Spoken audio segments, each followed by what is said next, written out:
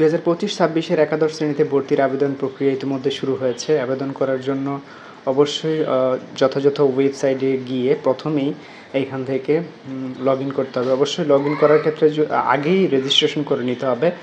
Roll number এবং registration number, passing ইয়ার সহ একটি মোবাইল নাম্বার দিয়ে রেজিস্টার করে নিতে হবে।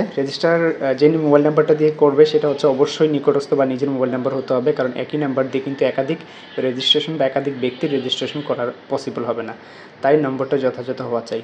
সো নম্বর ঠিক আছে নিশ্চিত করে টিক মার্কে ক্লিক করতে হবে। ক্লিক করার পর পরবর্তী ধাপে ক্লিক করবে। ক্লিক করার সাথে সাথে মোবাইলের মাধ্যমে একটি SMS-এ ইউজার আইডিটা, অর্থাৎ যে আইডিটা এখানে দেওয়া আছে, এবং পাসওয়ার্ডটা চলে যাবে। সো ইউজার আইডি পাসওয়ার্ডটা দিয়ে এটা লগইন করতে হবে। অবশ্যই এটা সংরক্ষণে রাখতে হবে পরবর্তীতে আবার লগইন করে চেকের জন্য, পরবর্তী প্রক্রিয়া সম্পূর্ণের জন্য।